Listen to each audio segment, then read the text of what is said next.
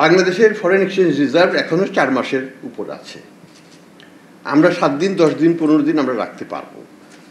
আমাদেরকে এগ্রিগেটরের কাছ থেকে না কিনলেও চলবে। ওই 10টা এগ্রিগেটরকে ব্যান্ড করে দিলেও আমাদের কিছু আসে যায় না।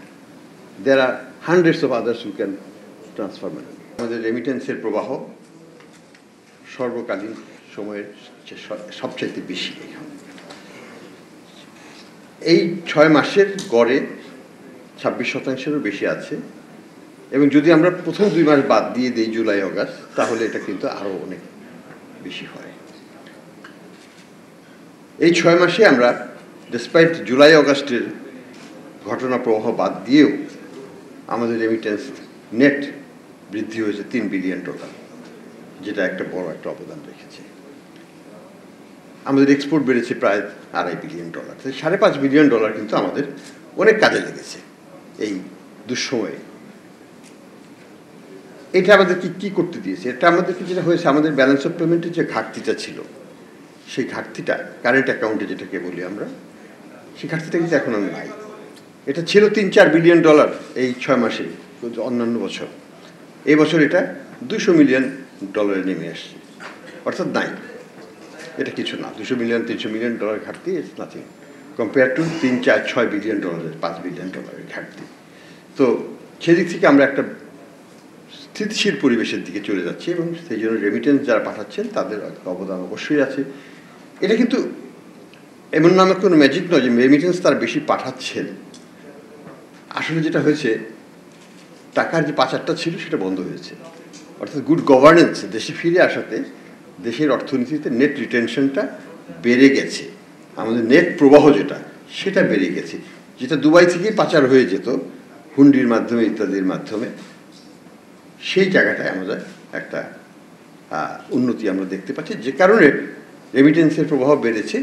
যদিও এই বছর যারা বাইরে গিয়েছেন তাদের সংখ্যা কিন্তু গত বছরের চাইতে অনেক কম, কিন্তু সেটাতে কিছু আসে যায় না। আসলে যারা টাকা পাঠাবে তারা পাঠাবেন, কিন্তু সেই টাকাটা কি আমরা দেশে পৌঁছাবো কিনা সেটা ডিপেন্ড করে আমাদের নাগরিকদের, যারা এখানে ক্ষমতাশীল, যারা অর্থবান বিত্তবান, তারা এই টাকাটা দেশে রাখতে চান বা চান কিনা সেটার উপর। কাজেই আমি মনে করি যে গুড গভর্নেন্স হওয়াতে দুর্নীতি কিছুটা হলেও কমে যাওয়ার কারণে আজকে আমাদের এই রেমিটেন্সের প্রভাবটা বেড়েছে।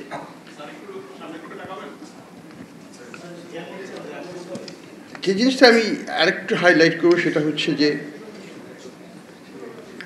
আমাদের যে পলিসিগুলো আছে সেখানে কিন্তু আমরা মোটামুটিভাবে কোনো বড় রকমের কোনো বৃদ্ধি না করলেও আমরা কিন্তু এখানে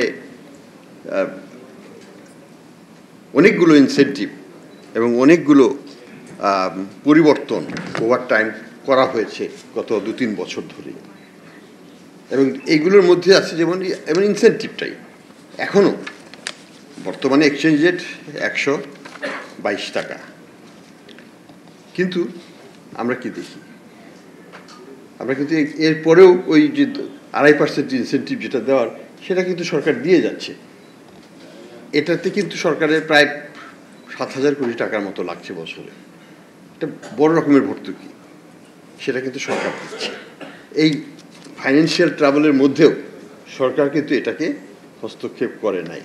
ভ্যাট ইত্যাদি অনেক জায়গাতেই রাজস্ব বাড়ানোর চেষ্টা করা হচ্ছে, কিন্তু এখানে সরকার খুবই সংবেদনশীল এবং চেষ্টা করছে যাতে আমাদের যারা কষ্ট করে রেমিটেন্স আয় করছে তাদেরকে যেন কিছুটা এক্সট্রা সহায়তা দেওয়া যায়।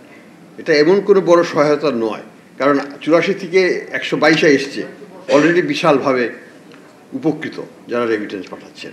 তারপরেও সরকার চেষ্টা করছে তার নিজস্ব অর্থায়নে অল্প হলেও কিছুটা দেওয়ার জন্য, সেটাকে আরেকটু সুইট করার ব্যবস্থা করে। নিম্ন আয়ের যারা কষ্ট উপার্জিত অর্থ যারা পাঠান তাদের টাকাটা যেন একদিনও আটকে না থাকে, ইনস্ট্যান্টলি এটাই হয়ে যায়। আপনারা লক্ষ্য করবেন যে আমাদের কিন্তু এখন সরকার থেকে একেবারে নির্দেশনা দেওয়ায় যে কোনো টাকা পাঠালে 48 আওয়ার্সের মধ্যে এটা ক্রেডিট হয়ে যাবে অ্যাকাউন্টে। এটা একেবারে নির্দেশিত, এবং এখানে কোনো ব্যত্যয় ঘটানোর কোনো উপায় নেই। আমরা মনে করি যে সরকার সবসময়, বাংলাদেশ ব্যাংক ইন পার্টিকুলার, এইসব বিষয়ে খুবই সংবেদনশীল, এবং যে কোনো চাহিদা যদি সেটা যৌক্তিক হয় আমরা সেটাকে কিন্তু গ্রহণ করে থাকি। যে কারণেই অনেকগুলো জায়গায়, যেমন হাই কমিশনার থেকে যে এনওসি নিতে হতো এক্সচেঞ্জ হাউসগুলোকে এই ড্রয়িং এগ্রিমেন্টটা করার জন্য, বাস্তবায়ন করার জন্য, সেটা কিন্তু এখন আর নাই, উঠে গেছে। আপনারা সরাসরি এটা করতে পারবেন। আমাদেরকে বাংলাদেশ ব্যাংকের অ্যাপ্রুভালেরও দরকার হয় না, এটা কমার্শিয়াল ব্যাংকটা নিজেরাই এখন দিতে পারে। এই জায়গাগুলোকে সরলীকরণ করা হয়েছে যাতে আমাদের রিলেশনশিপটা আরও স্ট্রং হয় এবং এটাকে আমরা ব্যুরোক্রেটিক বেড়াজালে যেন আটকিয়ে না রাখি, সেই চেষ্টাটা আমরা করে যাচ্ছি। আমরা যেটা আশা করব আপনাদের কাছ থেকে সেটা হচ্ছে যে এখানে একটা সমস্যার সৃষ্টি হচ্ছে ইদানিংকালে থ্রু এগ্রিগেশন অফ রেমিটেন্সেস। অর্থাৎ আপনারা দেখবেন দুবাই থেকে রেমিটেন্স হঠাৎ করে 1 নম্বর হয়ে গেছে, সৌদি আরব 1 নম্বরের নাই। কেন? কারণ সৌদি আরবের টাকাগুলো সব এগ্রিগেশনের মাধ্যমে দুবাইতে চলে আসছে এবং দুবাই থেকে এটা বাংলাদেশে আসছে। এটা কিন্তু ভালো লক্ষণ না। ভালো লক্ষণ না এই জন্য যে কিছু প্রভাবশালী বড় কোম্পানি তারা এই অর্থটাকে এগ্রিগেট করে একটা বার্গেনিং প্রসেসে আমাদের এক্সচেঞ্জ রেটকে তারা ম্যানিপুলেট করার চেষ্টা করে। এই জায়গাটায় আমি মনে করি যে আমরা সরকার এবং যারা সেখানে কর্মরত আমাদের নাগরিক, তাদের সবারই দায়িত্ব নৈতিকভাবে এবং দেশের স্বার্থে যে এই এগ্রিগেটেডদেরকে অ্যাভয়েড করে কীভাবে নিজেরা সরাসরি টাকাটা তাদের ব্যাংক অ্যাকাউন্টের মাধ্যমে বাংলাদেশের ব্যাংক অ্যাকাউন্টে দিতে পারে। তাহলে কিন্তু আমরা একটা ইন্টারমিডিয়েটকে কেটে ফেলতে পারি এবং তখন কিন্তু এক্সচেঞ্জ রেট ম্যানিপুলেশনের সম্ভাবনাটা কমে